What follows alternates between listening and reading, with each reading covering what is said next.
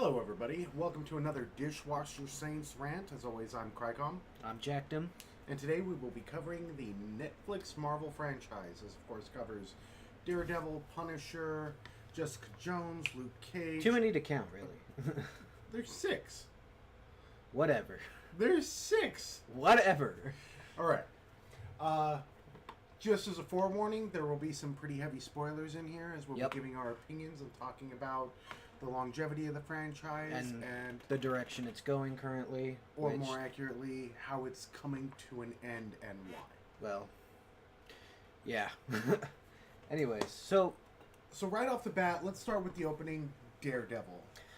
Daredevil Season 1, I thought was amazing. I binge-watched it. I was hyped. I was part of the hype. I think everybody who likes comic books, likes comic book movies, shows, whatever, should see Daredevil. I agree. I think they hit it out of the park. The character development, the acting, all of it was beyond my expectations. For me, I would say Charlie Cox was good. Mm-hmm. Leagues better than Ben Affleck. Fat flag. Okay. However, I think Vincent D'Onofrio definitely stole it for me in Season 1 at least. I'm going to agree, and I'm also just going to kind of jump ahead that in Season 3, he also hit it home. And that's not to say that Charlie Cox, probably the best Daredevil rendition we'll see in a very long time, but their chemistry and Vincent D'Onofrio's presence really anchored the show with a sense of urgency and well, he was the villain. He was. He wasn't the villain of the week. He was the villain for that show. Now I understand Daredevil, you know, it has the Hand, it has Elektra, all of that stuff that what's the dude, Styx, the blind guy? Yeah. Which one? The old blind guy. I know for like 2 seasons that's what he's ranting and raving about. But Fisk, he is the front and center villain. At least that's... I would agree. When you think of it, it's definitely Fisk. I know he has almost no role in the Defenders, if any at all. But that was more of like the archetype villain for Daredevil. For Daredevil. I would say the Hand is more of like... This is the big villain that we're going to try to connect all the characters to in some way. And they do a pretty good job of that. But let's continue forward. I think next up on the docket was definitely Daredevil Season 2. Good. Probably the best season of all of the seasons and series that came out of this. And for me, one of the reasons why that is because it introduced the Punisher. Yeah. And talk about brutality. Yeah. I even want to kind of take a note of the build-up to Season 2 because the first one was such a huge hit and everyone loved it. They had to go big or go home with the second one, and I think they did that. Oh, they definitely did that. Even as we talk about the degrade of the series, the trailer alone for Season 2 was well done. Yeah. Well, they had the skull in the church and stuff. Yeah. Oh, yeah. Definitely introducing the Punisher. Definitely... I would say that prison scene where Frank wipes out an entire cell block, that scene is memorable to me. Out of everything else I've seen of the Marvel Netflix franchise, it's that scene that I always go to. I would say that scene is probably as well done as Oldboy. And I'm not talking about the one with the American version. I'm talking about the Korean one. Yeah. In the hallway where it's one long track shot. Yeah. And he takes everything out. This is... Well, Daredevil... Well, Daredevil's notorious for that. I mean, the first season in the hallway. Oh, yeah, absolutely. And he's getting tossed around. And it lends itself to a style. And that style follows through with all of Daredevil. Mm-hmm. So next out of the bag, I think up next was Jessica Jones. Jessica Jones, another good one. I really enjoyed that. They had a really good villain. fucking psychotic. Yeah, David Tennant, Kilgrave.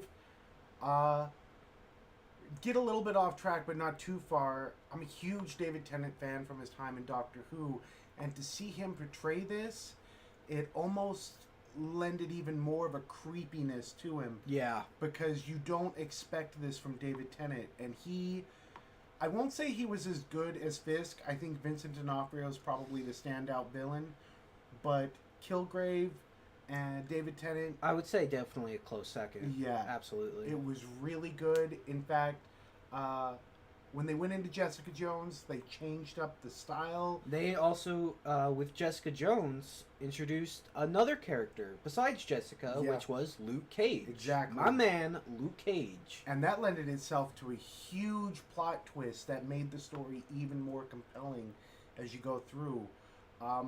I would even say they took a lot of risks with Jessica Jones because it was more of a detective story or noir kind of style. I would definitely agree. It had that feeling. I will say this, however, I think with the start of Jessica Jones season 1, we kind of, in terms of the writing and the storytelling, that's when you really start to feel the hardships of watching it. And what I mean by that is the first few episodes are really good. The shows always start off with a huge bang, but once you get to start to edge into the middle of the season and they start giving out fleshing out the story, it's very drawn out. It becomes a little dry for me, and I can't watch it. I'm too bored. I would agree. I think that these stories, I think season 1 of Daredevil was probably 13 or maybe even 18 episodes. No, it was 13. And it was really good because it set up the universe. It set up all these characters that travel between each series. Rosario Dawson, who is phenomenal as the night nurse. Yeah. The lawyers. It's magical, but once you get into these really long, huge episodic seasons of something that could be handled in 4 or 5 episodes. I just want to point something out, though. It's magical. It's magical. This isn't fair. We're not. This isn't Harry Potter. But it really is. It's not. Shut the fuck up. It's rare that you see such care taken to transfer side characters into different stories then retain. I agree. Like they did to an extent. They did do a good job of letting you know, hey, this is, the Punisher series or the Luke Cage series or whatever. But at the same time, they're also connected to a broader, I guess, world, if you will, a franchise. Exactly.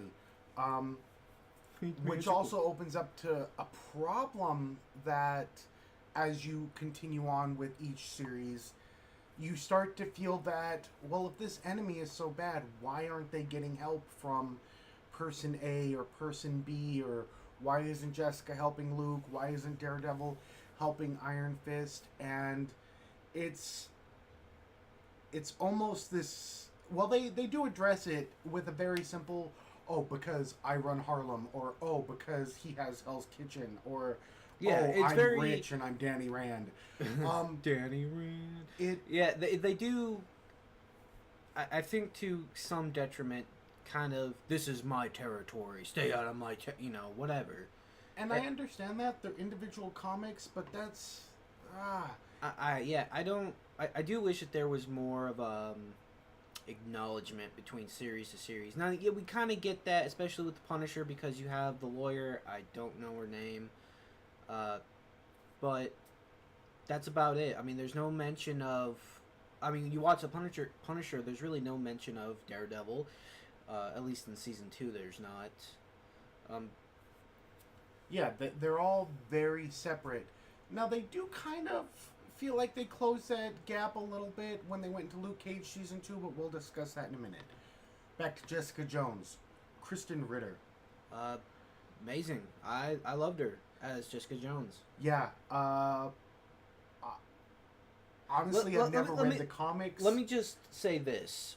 All of the actors in these shows with the exception of Danny Rand, but I'm not even blaming him for that. All the actors in this show were phenomenal. I liked them. Each they brought the characters to life. Yeah, every character, no matter how minute, including even the head shop owner, he's in every single one. He's not really a junkie. He's kind of the low life, and Talking they all about the use dude him. who almost died in The Punisher. Yeah. With the Russians. Yeah. Okay. He's yeah. in every single one, and even his character it feels real. He has a personality. He has an existence.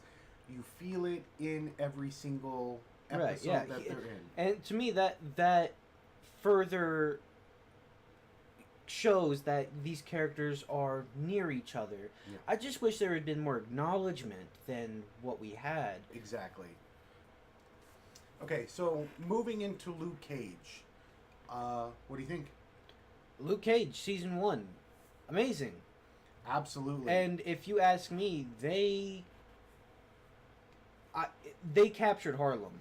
They really did, down to the music, the art style, just the feel of it. The bad guys had a portrait of Biggie Smalls in their lair / office / club. Yeah, it was amazing. And I think Mike Coulter, oh my God, Luke Cage down to a T.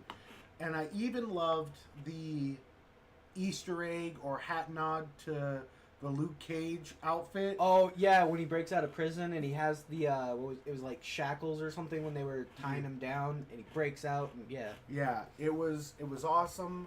Oh man, the whole series was just phenomenal. I will say this though, I liked it, but the villains in Luke Cage were not memorable to me. No, they weren't. And you can point them out, the brother and sister, you know they were the bad guys. Yes. But they were more like just... They were gangsters. That's pure and simple. That's what Luke Cage was going up against. He was going up against gangsters. And it almost was like the biggest obstacle Luke Cage faced when it came to dealing with his enemies was money and politics, because they just kept buying more and more bad guys. Yep. And he couldn't... Or buying their way out of jail or whatever. Exactly. So here you have this bulletproof behemoth who's being taken down by silver-tongued devils who basically in both series bring themselves down. I mean, the sister kills her brother in season 1, and then she dies by her daughter in season 2. That's right. Doesn't she push him out of a window too? Yeah, she pushes him out of a window. It's almost like Luke Cage's strength isn't even a superpower in this, because he's so tied down by this, I think, is what hurts Luke Cage. It is tied down to real world politics and stuff like that. Yeah. This is a superhero show. Right. Realism to an extent is good, but realism to an extreme, I don't want to watch that. I watch these shows because I want to escape real world problems. I want to escape politics, but when you put that in a show like Luke Cage or like any of the other Marvel Netflix series, I don't want to watch it anymore because it's dry. It's droll to me. I don't like it. I also think that even in the first season of Luke Cage, we start to suffer from what the Marvel Cinematic Universe is suffering from right now. Fatigue. And that's the fatigue and the formula. And it becomes very clear in Luke Cage. And it's simple. The hero is present. The hero is faced with a moral dilemma. The hero is continuously faced with a moral dilemma. The hero decides to be the actual hero. All the way up to the very end. But then the problem is, and it's very, very prevalent in the other series, especially The Punisher, is you get to season 2, and it's that same issue. I'm the hero. I have a moral conflict, or whatever. I have to deal, trying to deal with it, and then okay, now I'm going to be what I'm destined to be. But it's repeated because in season one of each of these is fine, but then when they have to re-question themselves in a season 2, or even in Daredevil's season 3, when Daredevil is still like, am I the bad guy? Am I the good guy? What am I gonna do? That gets old. Yeah, I'm tired really of quick. seeing that. Because we get it, but I don't think what the writers really understood is like, hey, we know these characters already. They shouldn't have any moral dilemmas about being who they are or what they're meant to be because they're already that character. They're already that hero. Daredevil is Daredevil. Luke Cage is Luke Cage. Jessica Jones is Jessica Jones. I don't really think that kind of moral conflict was in Jessica Jones, other than the fact, hey, she killed Kilgrave. No, it is in there because instead of going after and killing Kilgrave, which is her goal in the beginning of season 1, in the middle of season 1, she tries to make him good, which honestly doesn't hurt the story. No. But it is the same formula, and then ultimately she ends up killing him at the end. Well, because of what he set up. He was the bad guy. He was going to, well, he had control over, like, half the city, the cops. Yeah, it was bad. So she didn't have any other choice, but that premise does not work with Frank Castle. Frank Castle is not a hero. He's an anti-hero. So you're jumping into the Punisher. Exactly. And I know... Let's jump into the Punisher and then we'll circle back to Iron Fist. Punisher, season 1. I liked it, but the fatigue really set in for me in season 1. Yeah. I felt good opening. It's kind of what I would have expected. But as soon as you start getting into the story, like I said, in the middle of that season, it becomes dry. I don't want to watch it anymore. Exactly. And at this point, having watched through all of them, and honestly just watching a lot of Netflix in general, their formulas are like seeped into almost every series to the point where you just want to skip ahead because something happens and then they spend 45 minutes discussing the morality, politics, and financial fallout from what just happened. And it was even more painful in season 2 of Punisher. And it was just like... And I just want to point out, we were talking about like the repeated formula and stuff. Again, that's in Punisher. What does he do at the beginning of season 1? Well, he's Frank Castellano or whatever the fuck. And he's trying to live a peaceful life, but, you know, fate or whatever will not have that. So he becomes the Punisher again. What happens? Season 2. Beginning of season 2. He's doing the exact same thing. Only now he's Pete Castellano. Whatever. That's not to say that the stories aren't good. In fact, they're phenomenal. The acting is still superb. But yeah, I have no complaints about the acting. Just to point out season 2, which just recently came out, there are objectively 4 or 5 scenes worth watching, and you can get the whole take of the entire series. The bar scene. The bar scene. I would argue the police scene. The shootout in the streets. No, when they're in the police department, the sheriff department. Oh yeah, that was really good. And he's cuffed, and he's like, "You gotta trust me," and then he takes them out. Then you do have the bad guys. I mean, not the cops. Yeah, the shootout in the streets between him, Jigsaw, and the police. Yeah, when he finally that reveal of the skull, and then he has that anxiety attack. Yeah, Jigsaw does. And then ultimately, the final scene worth watching is him and the preacher. Jigsaw goes out like a bitch. Yeah, and honestly, like, the preacher's character was really good. The fight between them could have been better, in my opinion. I agree, especially given where they were and the fact that both of their mentalities were so similar. Yeah. It should have been more of a brutal fight. I mean, spoiler, he doesn't kill the preacher or the religious hitman dude.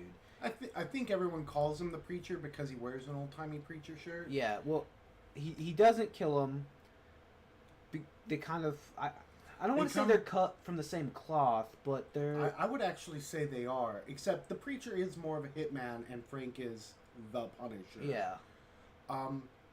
He is the whirlwind. I do want to circle back to that, but we do need to tackle Iron Fist. Do we have to? We do. Up front, this is going to be completely negative. I can tell you, and if you've seen them, you understand why. They did not flow. It sucked. The bottom line, it sucked so bad. I think it was like I struggled through like the first 8 episodes, and then I think I just had to turn it off. Yeah. Both seasons were... I don't know how they did on Netflix, but honestly, to me, they were absolute failures. And well, when season 1 came out, a lot of people did not like season 1. It's very easy with Iron Fist to point the finger at, I think it's Finn Jones. Yeah, Finn Jones, who plays Danny Rand.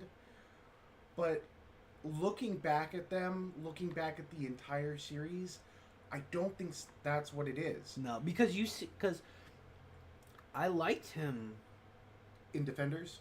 I liked him in Defenders, and I liked him in season 2 of Luke Cage when he shows up. Mm-hmm. I have a theory about why this didn't work, and I think it is... Let's hear it. Theory time with Kry-Com. The lack of stylistic storytelling and atmosphere in the series. What I mean by that, Daredevil. Huge crimson reds, dark, brutal atmosphere. Yeah. Then you move into almost like a very it's a ninja in the night taking down bad guys. I hate to compare it to Batman because this is Marvel, and I'm sure a lot of Marvel fans hate hearing about Batman, but kind of like Batman. 100% agree with you. Then we move into Jessica Jones. Deep purples, a noir film, deep storytelling with enough action to keep it moving along. Oh yeah. As well as both of these had huge villains that made you compelled to watch the show. Then we move into Luke Cage. Harlem itself. They did a phenomenal job, in my opinion, capturing Harlem, jazz music. I believe the opening... I think the opening... Wasn't the opening theme for Luke Cage kind of jazzy, or was it more rap? I think it was gangster rap. I'm not 100%. I can't remember. But it was good. I do remember liking it. You got a feel for the environment. And I have one quick question, just to divert a little bit. Did they ever play Tupac? No. Okay, because I would have laughed if they did. It wouldn't have worked at all. No, it wouldn't have. And then the Punisher, 100% Punisher, deep, dark barroom brawls, blood, gore, and Johnny Cash. Black. Well, yeah. I don't think they actually played Johnny Cash, but... I actually think they did in the first one, and then... in season 1? Yeah, and that iconic, him strapped to the chair, and he still breaks out and beats... Punisher season 1. Whoa, that ending, brutal. And Frank gets injected with adrenaline, breaks out of his constraints and bashes a man's face in. It was a big payoff, and that's one of the things that kept these series going. Is at the end of each season there was a big payoff, huge payoff. Iron Fist, no, it lacked style, it lacked an atmosphere. It was just New York. But not enough New York. A rich boy who didn't want to be a rich boy who wanted to do right by other people, which, I respect that, but that didn't fit as a style. That's not a style. That's just, there was no style to it. And 90% of the dialogue, and that's an exaggeration, but almost every scene, it was just dialogue about Kun Lung and how he left Kun Lung and how he's the defender and the immortal Iron Fist of Kun Lung. And it's like, okay, we get it. You are the Iron on. Fist. Like, what's your point here? What can you do, Mr. Shiny Fist? So I think it was story and production that ultimately flushed that series down the toilet. At this point, when they released Iron Fist, had Disney already announced their streaming service? No, not yet. Are you sure? Positive. I think there was rumor about it, but they weren't doing it yet. But by the end of season 2, they had announced. I know it's out there. I just didn't know when they announced it specifically, because that does play a factor into why these shows are essentially degrading. But story-wise, Danny Rand with his little immortal Iron Fist bullets from the gun at the end of season 2. Apparently, that is actually from the comics. There is a version of Iron Fist that does use. That is a gunslinger. Okay, I'll give them that, but they could have done such a better job. I mean, don't even forget, the production on it was just bad. When it comes to like comics and stuff, I am not familiar with Iron Fist. No, not at all. But I'm sure the comic has a style and a flow and a feel to it that is 100% absent from this. And there's not a huge villain. The villain in Iron Fist is the villain of the Defenders and side villains in all of these. The Hand. Which is kind of... And like, the Hand, or whatever the Hand... Isn't that kind of like a side building story in Daredevil when Styx comes in and he's like... Which plays out for a huge, huge story in the Defenders, but then they keep writing it in Iron Fist. Which... Now, I will say some of the choreography in Iron Fist, phenomenal. The Drunken Master... Oh, that fight was amazing. But out of all of it... I will say this, too. I do remember from watching Iron Fist Season 1, I remember the way they wrote the character. He was unlikable. 100%. He was like an idiot. I would go as far as to say not only an idiot, but completely ignorant of anything that had to do with his character. He was ignorant of what it meant to be rich. He was ignorant of what it meant to be self-sufficient. Ignorant of what it meant to be the Iron Fist. Ignorant on how to run his own company. Yeah. And there's no excuse for it. He had no primary personality attribute that he was strong in. He was weak in every field. Other than, I am the Iron Fist. I am the Iron Fist. Repeating himself, he was pretty strong in. Yeah. So, just so we're all clear, in case you all didn't know, Danny Rand is the Iron Fist. I would say that the Iron Fist, if I didn't know why these series were coming to an end, I would say that Iron Fist was probably the biggest hindrance. Oh, definitely. Definitely the weakest out of... Now, you could say, oh, it's fatigue or whatever, but no, you compare each of these series side by side with one another, and Iron Fist is, without a doubt, the weakest of the batch. Both seasons. Both seasons? Now let's jump into the Defenders. The Defenders, it suffers from the same thing, in my opinion. It does. It has a lot of fatigue. But now I don't want to say the Defenders is as good as the first Avengers movie, because it's clearly not. Oh, absolutely not. But the way they brought the characters together, the story involved with it, the archetype bad guy, and then the twist and the ending, every single step, it hit home. Yeah, there was definitely a... I don't want to say like, I mean, the Hand definitely wasn't like a world-ending villain like, say, Thanos or Loki was, but there was like an urgency with this villain that, okay, guys, one of us can't beat him. We all need to come together. Yeah. And you do feel that. But again, the introduction of Sigourney Weaver was so good. And then the acting next to her. Not that Sigourney Weaver's acting was bad, it's always phenomenal. But now I'm gonna mispronounce this name, but Wai Ching Ho, or in the series she's known as Madame Gao. Oh yeah, she was in she's in Daredevil, she's in Iron Fist, she's in Luke Cage. The only two that she's not in is Jessica Jones and the Punisher. And the Punisher. I would say I liked her character a lot. I love her. She was part of. Wasn't she part of like the Five? She's one of the fingers of the hand. Wasn't she working with Fisk in Daredevil season 1? Yeah, 100%. Kind of like funding him or whatever. Exactly. Yeah, I liked her character a lot. The payoff was amazing. The fight in the cave, in the end, worth the entire season. It was pretty good. I would say that the fight in the office building, that was good, but our heroes, as they weren't meshing their powers, as where they were in the cave. They were working together. Fair enough. But that's still something to note. Exactly.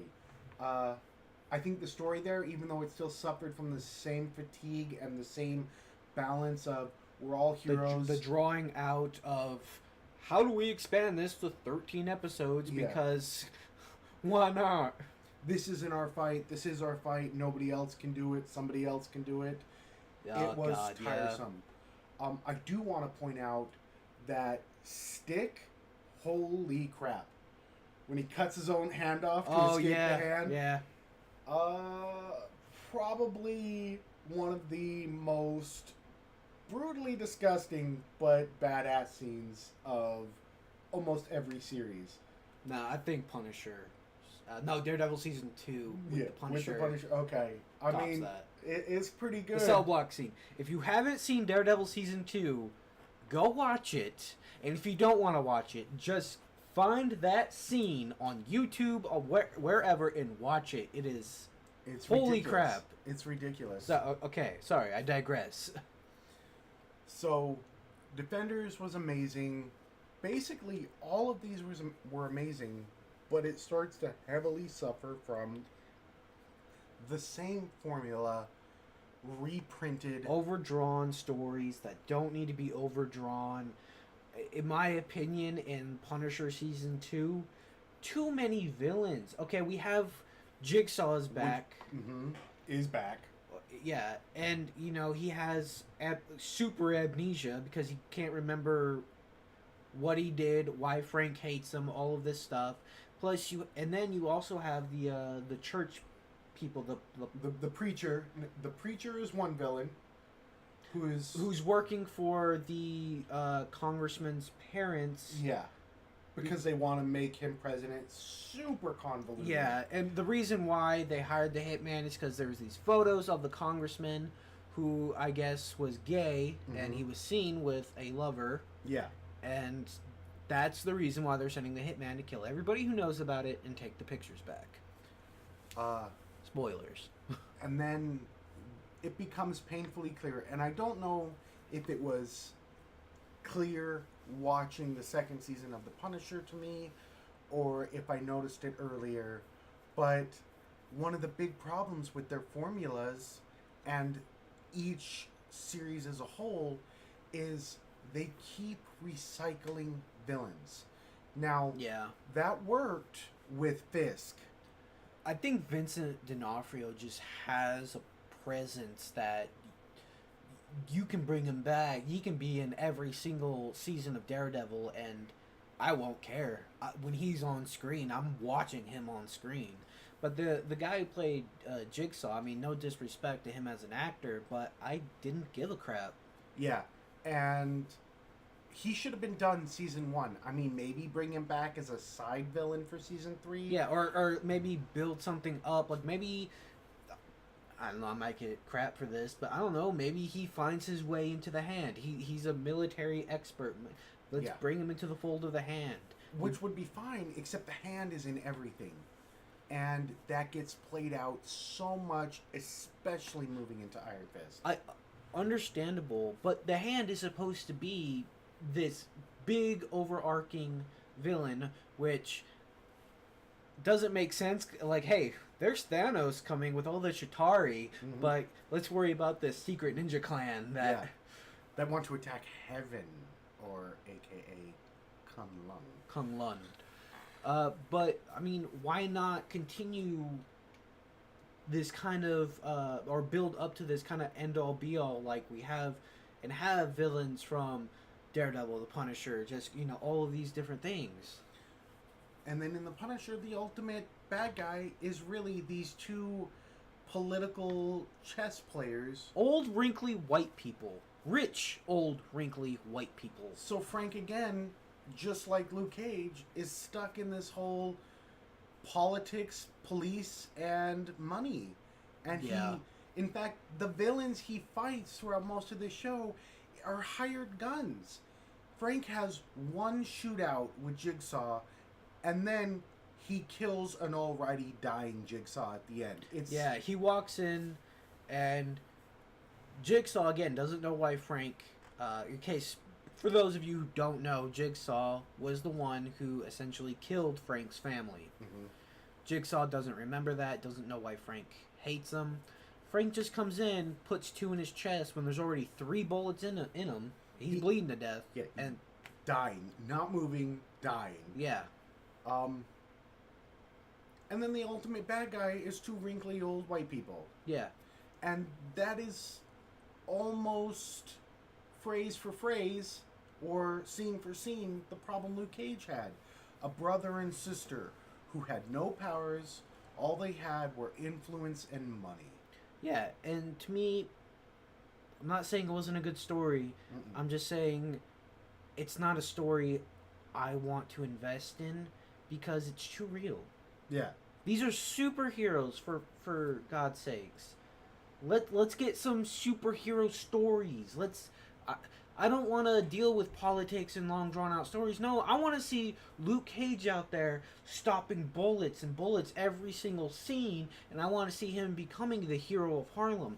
I don't want to deal with 2 wrinkly old people in The Punisher. I want to see Frank Castle being a brutal vigilante. Exactly. And it's to the point where you look at these and you go, this 13, 11, however long season could have easily been done in 5 episodes. 5 episodes. 5 episodes. I would say maybe even 6. And it would have been more exciting. The cost of making it would be less, so you could put more into what these heroes are known for. Yeah. But at the end of the day, you're left with a less rewarding payoff as you continue to watch. Yeah, season 2 of The Punisher, that payoff wasn't worth it. Was not worth the ending scene of Punisher season 2 is finally, after season 1, he doesn't want to be the Punisher, but then realizes, I am who I am the Punisher. Then season 2, having that same moral dilemma, I don't want to be the Punisher, I am who I am the Punisher. The ending scene of season 2 is he gets these 2 rival gangs together for like a peace meeting. And then he walks in, I'll dance with you, and starts lighting them up, and then just has this like god-awful, awkward-looking... Yeah, it was bad. It was just like, really? And again, no disrespect to John Barenthal. To me... He immortalized the Punisher. Well, him and Thomas Jane. I'll give you that, but as far as this series goes... No, he's good. He is the current rendition of the Punisher. I still like Thomas Jane, though. But no, John Barenthal does an amazing job as playing Frank Castle. That ending scene... they should have done like maybe a couple more takes, made it a little bit more cool. Probably should have shown the actual carnage that was ensuing, but, whatever. So now... Where's this series going? Nowhere. It's my understanding. A lot of them. I believe Daredevil has been canceled. It is getting 1 more season. It's already in production. Okay. Jessica Jones canceled. Luke Cage canceled. Iron Fist, canceled. Punisher, TBD. and Defenders. We are getting one more season, maybe. Maybe. A lot of people. There's been a lot of speculation that A lot of rumors, a lot of that they're losing money when they're not. No. In fact, with this recent injection of Daredevil. Punisher, Punisher was huge. People loved it. I believe at the time when it aired, I remember reading an article that said Daredevil was, I think, fourth popular on the streaming service on Netflix. Yeah, it was number 4. So we aren't getting much more, and that might be a really good move in the short run because we do need time to breathe. They're not changing up the formula. Yeah, hopefully we'll get a really awesome close with Defender Season 2. I will definitely say that they need to take their time. I don't want to see moral dilemmas with any of these characters. No. I want to see the dilemma that they have has to be the villain. That is the conflict they are facing. They need to be beaten, broken. They need to come back and then kick ass. They need to be superheroes. And I'm not saying they need to be the MCU by any stretch. I'm just saying they need to be superheroes. They need obstacles that are something other than moral, humanistic. Yeah. They need to have something that can stop them, not something that can sway their minds. Yeah. But ultimately, this is coming to a close from probably one of the most ridiculous things I've heard. I will say this. I know probably a lot of people are thinking, well, it's a Disney that's shorthanding Netflix with the Marvel series. And come to find out, it's not. In fact... an official statement from Disney, an Amy Rutberg, and this is Entertainment Weekly, by the way, said that the cancellation was a Netflix move, and Disney had no involvement in the cancellation of the Netflix series shows. Also, concerning that, according to Forbes... Yeah, there's an article on Forbes that kind of deep dives into why all the shows are getting canceled. And it turns out that because all of these characters are licensed from Marvel/Disney, every time they put out a new season or a new series or whatever, they will essentially be advertising, quote unquote, for their for a company that will be direct competition for them, because Disney's starting their own streaming service. That, to me, seems so short-sighted. Because, yes, anytime you put out a new property, you are inadvertently advertising for Disney. But at the same time, if you continue these properties and you put the love and care you put into them in Daredevil Season 1... Yeah, who are people going to go to see their Daredevil? Are they going to go to Disney, or are they going to come to Netflix? Yeah. Disney's streaming service, every time they add a new Marvel show, is going to inadvertently advertise for you. To cut that off is ridiculous. And not only is that ridiculous, but in terms of being short-sighted, you cannot predict the future of Disney streaming services. Now, in all honesty, it's Disney. It'll probably be a hit. No, but wait, let me just point something out real quick. This is why... First, I understand from a business perspective why they want to do this. Fine. However, Disney, what are they going to put on their streaming service? Yeah, they're going to have the Avengers movies. Yeah, they're going to have the Star Wars movies. Yeah, they're going to have all the animated Marvel shows and movies, plus all the Disney animation, all of that. But when it comes to your Punisher... No, when it comes to other genres, when it comes to things outside of the Disney Marvel, the Disney realm, people go to Netflix. Exactly. And if I'm flipping through Netflix and I see the Punisher, John Barenthal as the Punisher, I'm going to watch it. Exactly. Because it's not on Disney, it's on Netflix. I mean, in my opinion... Now, I can't say for certain if they hurt themselves with canceling everything because of Disney. launching their own streaming service, or if they're just trying to, protect their bottom dollar, if you will. But I think it was too soon. I think it was too abrupt. But it's not protecting their bottom dollar, because every single one of these I'm talking about in the long run. Oh, in the long run, maybe. But Daredevil still makes them huge amounts of money. And I will even say, like, Disney apparently was kind of... I mean, we'll link those articles in the description down below, but apparently Disney was kind of shocked that they would cancel them. And if they're doing it because they think... I mean, honestly, when you think Daredevil and Punisher and the series, you do go straight to Netflix. You don't go to Disney. Right. And when you watch the Disney MCU, you do think about these characters because you want to see them in there.